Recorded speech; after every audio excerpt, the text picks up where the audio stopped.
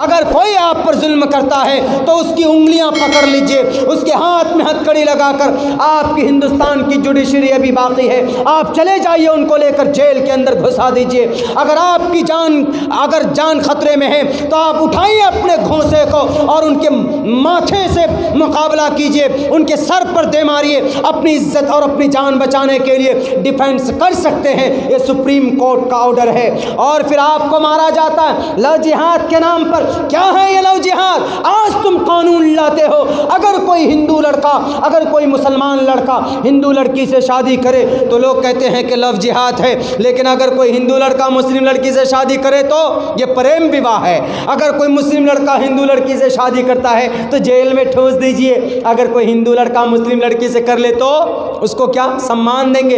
ये भेदभाव है। हमारे हिंदुस्तान के हाई कोर्ट ऑफ केरला का जजमेंट है, अगर कोई मुसलमान लड़का या लड़की बालिग है, वो शादी करके रहना चाहते हैं तो करके रह सकते हैं। ये supreme court, high court Kerala की ये जजमेंट है।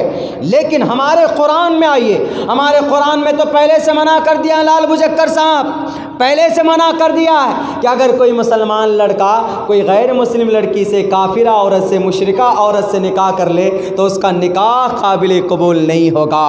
Because Quran said in the holy Quran the clearly mention about nikah, वला तनकिहुल मुशरिकात हत्ता युमिन। You are not able to get married with any kind of disbeliever and pagan. किसी भी गैर मुस्लिम लड़कियों से अगर कोई नौजवान शादी करता है तो अल्लाह पहले ही कहता है कि ये लव जिहाद है, बंद करो, पहले से मना कर दिया। लेकिन ये चीज़ हमारे नौजवानों के जहन में होगी तो जो लोग लव जिहाद के नाम पर मारते हैं, मेरे नौजवानों आपको खड़ा होना होगा।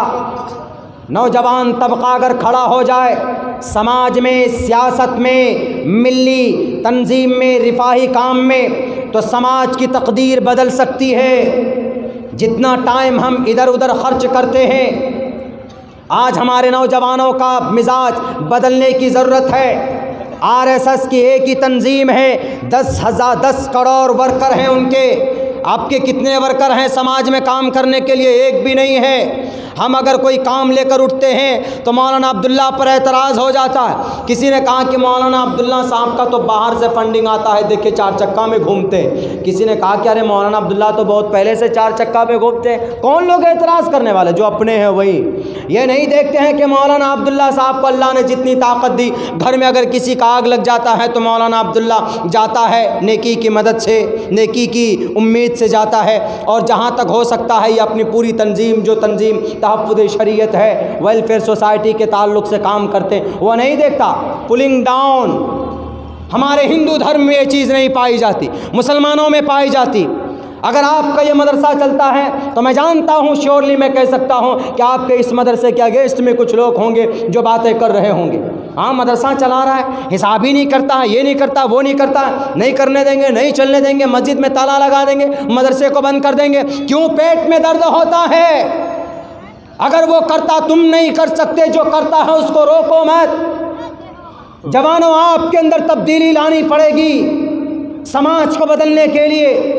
बूढ़े बुजुर्ग से मशवरा कीजिए और जवानों मैदान में आगे रहिए। अगर आप मैदान में आगे रहेंगे तो इंशाअल्लाह बहन गुलनाज को इंसाफ मिल जाएगा।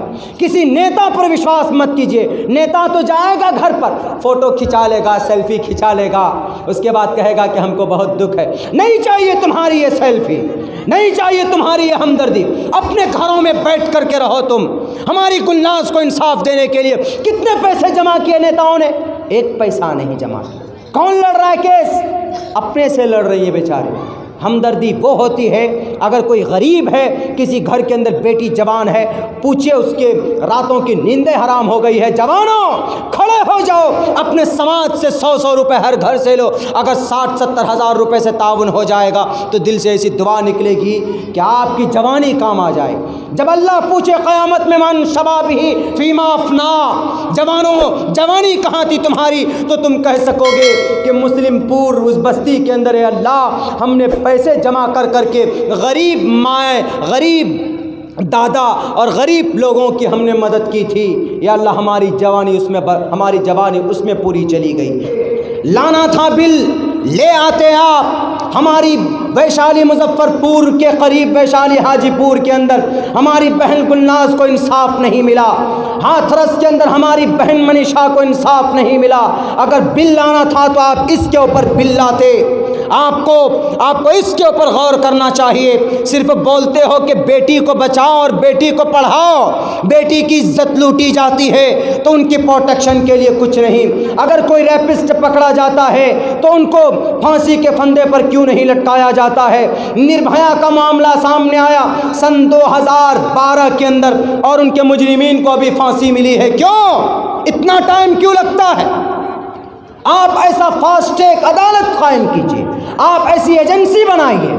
आप अमेरिका तो जाते हैं जनाब, तो अमेरिका में जैसे 90 दिन में केस का मामला हल होता, 90 दिन से आगे वहाँ केस ही नहीं जाता।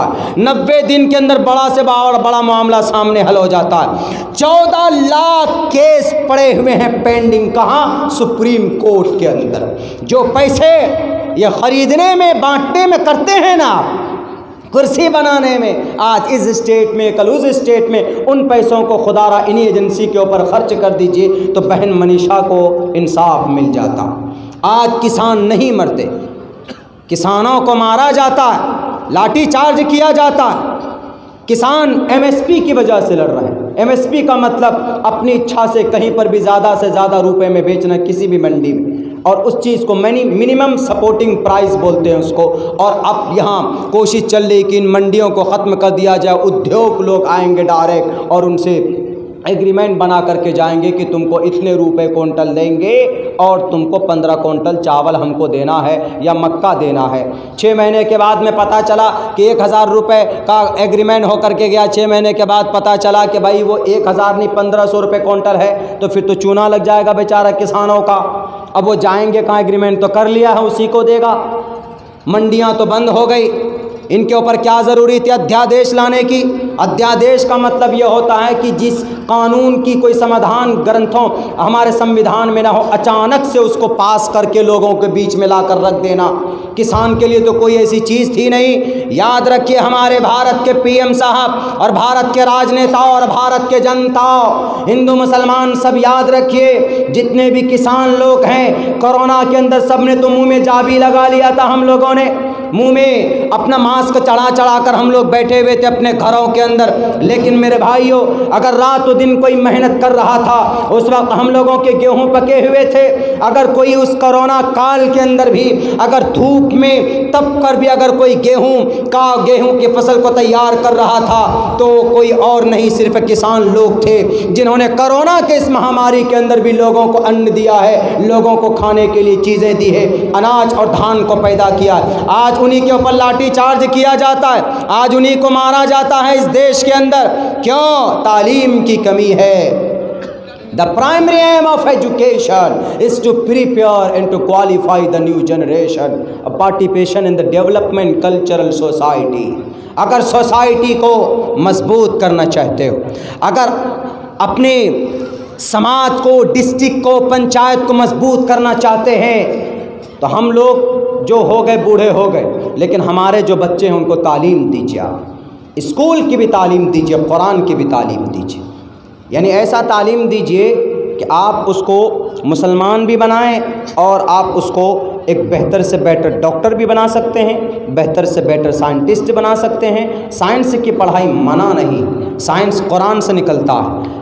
वअनज़लनल हदीद फ़ीही बअसुन शदीद, कहाँ से निकलता है? कुरान से। वयख़्लुक़ु मा ला तालमून, कुरान से निकलता है। और अगर आपका बच्चा तालीम याफ्ता होगा, अगर कोई ऐसा आदमी आएगा जो हिंदू मुसलमान कराना चाहे, जैसे मध्य प्रदेश में हुआ, अगर आपका बच्चा पढ़ा लिखा होगा तो जो हिंदू मुसलमान कराना चाहेगा तो वह उसको बताएगा कि बाबू क्या एतराज़ है तुमको? अभी मध्य प्रदेश में 7 मस्जिद के मीनारे तोड़े। पूछा किसी ने क्यों तोड़ा? उन्होंने कहा कि यहाँ से अजान की आवाज़ दी जाती है, हमको दिक्कत होती है। हालांकि संविधानिक एतबार से जायज़ है, लेकिन उनको बताएं, उनको बहुत धार्मिक बनाया गया। उन्होंने कहा कि हमको दिक्कत होती, तो हम अगर हमारा बच्चा पढ़ा लिखा होगा तो हम प्यार से कहेंगे कि बाबू तोड़ो, बाद में पहले नीचे आओ। आओ तुमको समझाते हैं, तुम्हारा नाम क्या है? वो अपना नाम बताएगा। प्यार से कहेंगे कि अजान देना पाप नहीं है, अजान देना ये पुण्य का काम है। और ईश्वर ने महाभविष्य पुराण के अंदर कहा है, लिंक चिदी शिखाहीना शिमशरूधारी सदूषका उच्चलापी, ऊंची आवाज़ में कल की अवतार पुकारेंगे। उच्चलापी भविष्यति, भविष्य के अंदर ऊंची आवाज़ में कल के अवतार लोगों को पुकारेंगे। उच्चलापि भविष्यति जनूमम विना कोलम च पश्वस्ते शाम भक्षयामतामम मुस्रने व संस्कारा को शैरी भविष्यति। मेरे ख्याल से मेरा यह दावा है, अगर भविष्य पुराण का यह श्लोक उनके कानों में रखा जाएगा तो मस्जिद के मीनारे को नहीं तोड़ेगा। वो कहेगा कि हमारा ईश्वर कह रहा है, हमारा परमेश्वर कह रहा है।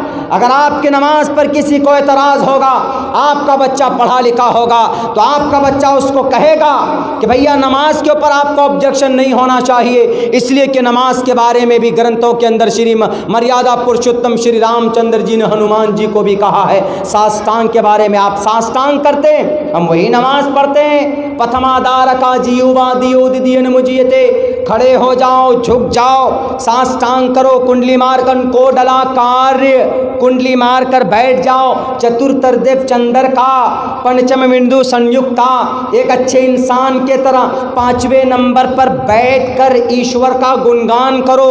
अगर आपका बच्चा पढ़ा लिखा होगा कि किसी को क़यामत के दिन पर अगर एतराज़ होगा तो आपका बच्चा उसको समझा सकता है पढ़कर साफ लफ्ज़ों में, अविक्तम विक्तिमा पण्यम मन्यन्ति माम अबुद्धमा परम भाव मजानंतो ममावी अमानुत्तमम। अगर कोई आदमी ईश्वर गॉड खुदा के बारे में लड़ाई करेगा तो आपका बच्चा पढ़ा लिखा होगा तो आपका बच्चा आराम के साथ कह सकता है, साफ लफ्ज़ों में कह सकता है, न तस्य कश्चित पतरस्ती लुके न चिस्ताने वच्युतिस्य लिंगम सकारनम कर्णाधिपाधिपो न चास्य कश्चित जनिता न चाधिपा। अगर कोई लड़ेगा कि तुम्हारा अल्लाह एक, वो कहेगा कि हमारा दो, वो कहेगा कि हमारा तीन, क्रिश्चियन कहेगा कि हमारा तीन है, और गुरु नानक के मानने वाले कहेंगे कि हमारा तो 10 है, तो उस वक्त वो कहेगा कि नहीं भाई, हम सब कहे कि एको देवः सर्वभूतेषु गूढ़ः, एक ही देव है, एक ही देवता, एक ही परमात्मा है। अगर कोई कहेगा महाप्रलय के बारे में झगड़ा करेगा, क़यामत के बारे में झगड़ा करेगा, तो आप उनको पढ़कर सुना सकते हो साफ लफ्ज़ों में, ओम पूर्णमिदः पूर्णमिदं पूर्णात् पूर्णमुदच्यते पूर्णस्य पूर्णमादाय पूर्णमेवावशिष्यते। क़यामत के बारे में वेद में भी कहा है तो कुरान में भी कहा, या अय्युहन्नासु इत्तक़ू रब्बकुम इन्न ज़लज़लतस्साअति शैउन अज़ीम। अगर मोहम्मद के बारे में कुरान में है, मा कान मुहम्मदुन अबा अहदिम मिन रिजालिकुम वलाकिन रसूलुल्लाहि व खातमुन नबिय्यीन, कुरान करीम के अंदर है मोहम्मद के बारे में, तो वेद में भी कहा गया है साफ लफ्ज़ों के अंदर, खुले लफ्ज़ों में, उस तरह यस्य परवाहिजो वधुमंतु दिविर्दश्च वर्षमारतश्च देविज हेड़ती देविष्माना उपश पुरुष। मरने के बाद दोबारा जिंदा होने पर कुरान में कहा गया है साफ लफ्ज़ों के अंदर कि मरने के बाद दोबारा तुम जिंदा किए जाओगे। कुरान करीम के अंदर कहा गया है, वेदों के अंदर भी कहा गया, युनः पिता जनिता युविधाता धामानि वै बुनानि विश्वा युदेवा नाम नाम दायक। शराब पीने को कुरान में मना किया गया और सूद खाने को कुरान में मना किया गया। या अहल्लल्लाहुल बैअ व हर्रमर रिबा, तिजारत करो, सूद मत खाओ, कुरान में कहा गया। वेद में भी कहा गया, पापिष्ठास्ते परपशांति यमरूपम भयंकरम। अगर पाप करोगे, किसी के साथ जुल्म ज़्यादती करोगे, वो यमराज यमदूत आएगा, तुम्हारी आत्मा को लेकर जाएगा और तुम्हें नर्क के अंदर डाल देगा। ये चीज़ें कहाँ से आ सकती है? ये चीज़ें तालीम से आ सकती, एजुकेशन से आ सकती। अगर आपका बच्चा तालीम याफ्ता हो जाएगा, मैं आपको लिख के देता हूँ मेरे भाइयों, अगर आपका बच्चा तालीम